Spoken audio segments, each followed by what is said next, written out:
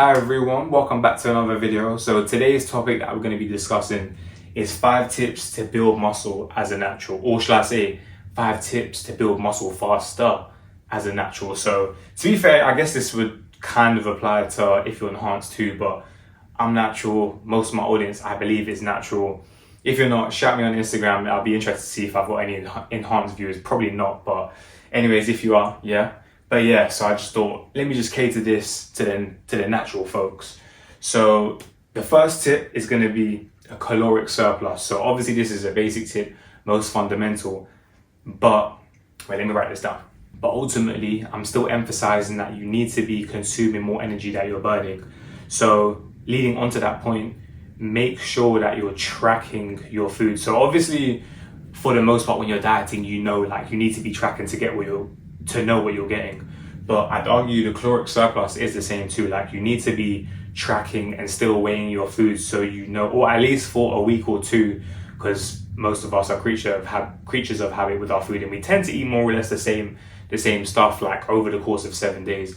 Like we won't go from a set A menu for 7 days and completely change that the next week to a set B. But if you do that, then it's even more so important to be weighing your foods. But yeah, so you need to be weighing your foods regardless, because you need to know what you're getting. Because if you just guesstimate, then you might have a great day and you might see the scale move up, but you don't really know. Well, maybe you know what foods you ate, but you don't know how much and how many grams to try and match it that very next day or the next week or whatever. So if you're not tracking your weight, long story short, you're basically just guessing and you're not really going to know where to go. Like you could be saying, a lot of people say this too, like, I'm eating so much, but I can't seem to gain weight, but they don't know how much they're really eating. Like it might be a lot to them, but to another person, it's not a lot. Oh, I'm having loads of rice, I'm having loads of this and that, whatever, insert foods.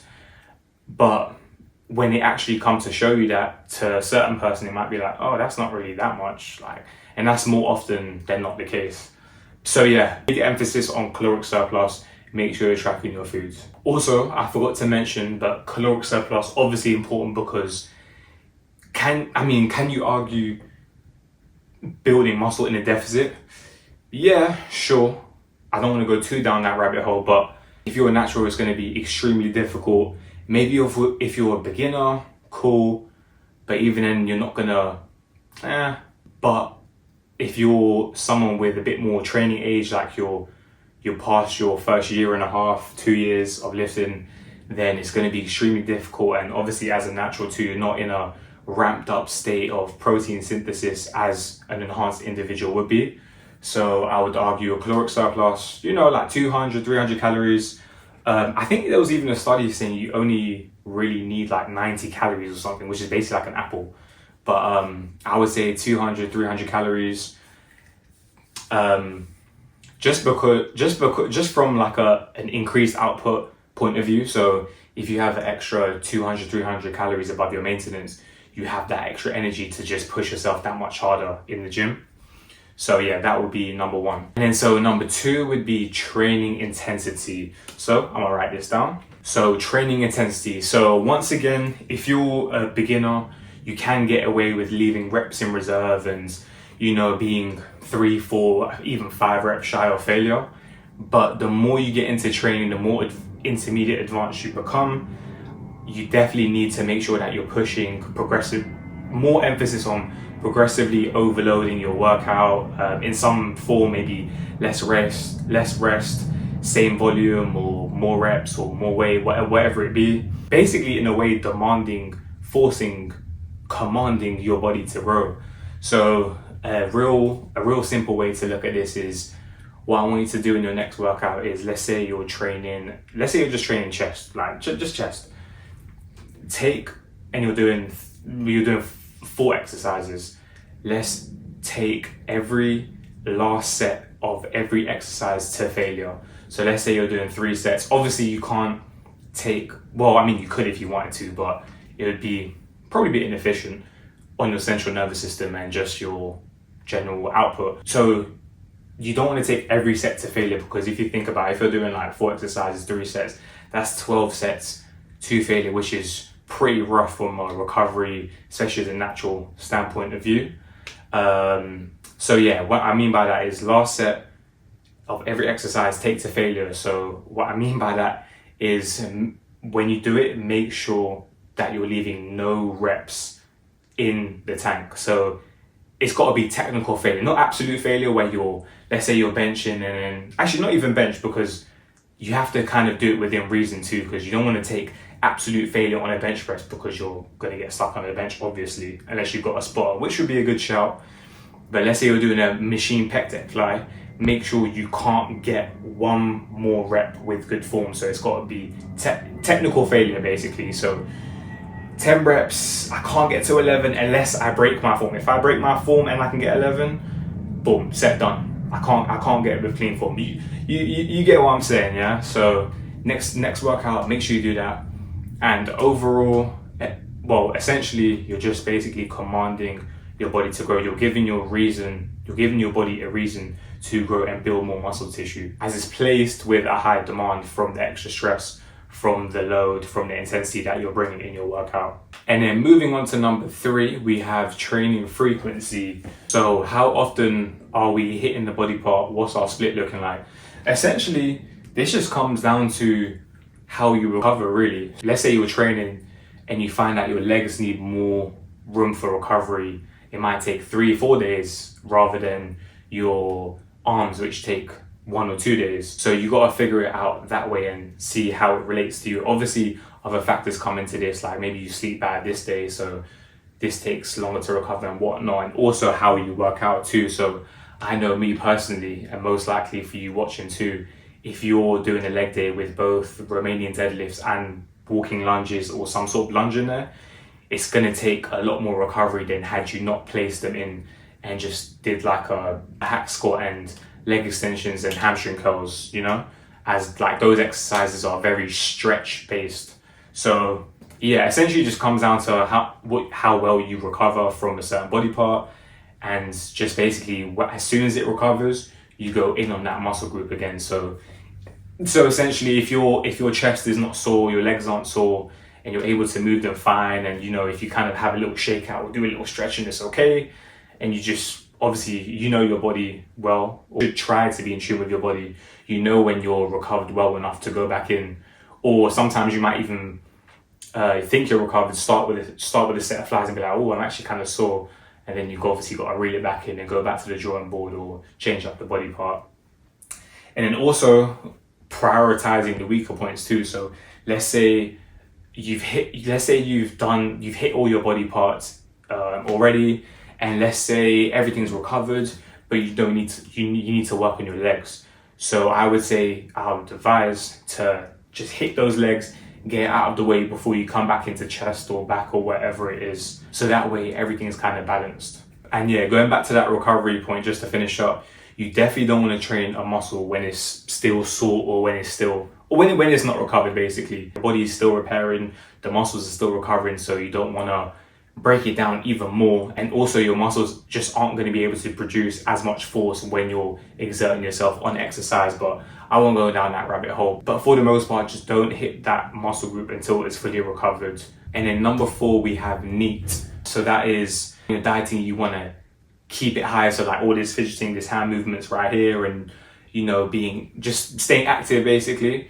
Whereas when you're building muscle, you kind of want to reduce this to expend less energy. Obviously, I'm not saying, and I say that in this context, so you don't want to be a couch potato and just sit down on the sofa all day.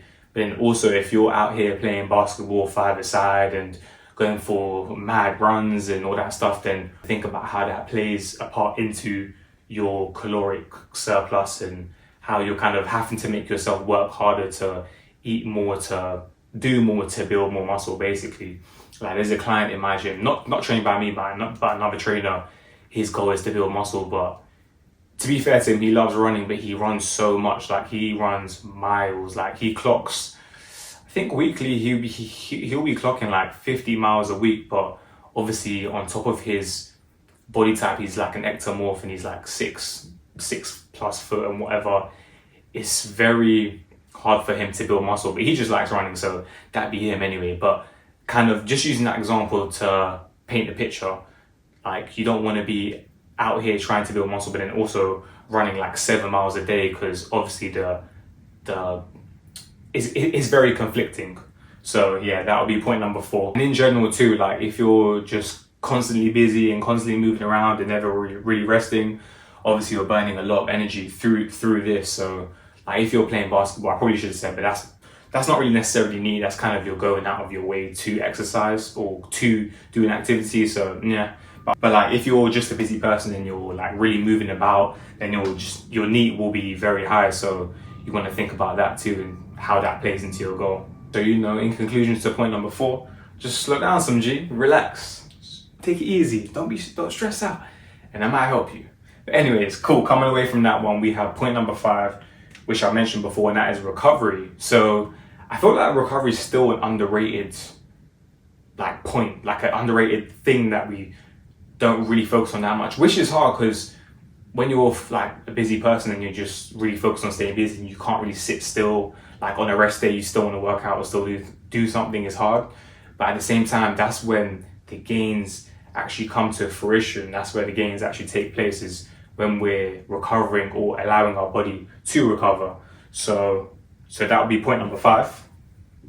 And as I also mentioned previously, us naturals aren't in that ramped up state of protein synthesis. So it's even more so important for us to focus on recovery and allow our bodies to rest and recuperate to bring our best selves when we next step back into the gym. But yeah, so to add on to recovery, obviously we know we need to get our 8 hours of sleep, maybe throw in a half an hour power nap if you can, if that's something that's obviously an option for you. Maybe some intra-workout type of things, intra-workout aminos, carbohydrates, just to manage that breakdown of muscle and just basically help recover faster, quicker, better. And I think something that's also overlooked is stress. So obviously that's easier said than done. Obviously life doesn't really care about who gets played a worse card than others and misfortune, and life doesn't really care about that. So obviously everyone has a different situation going on.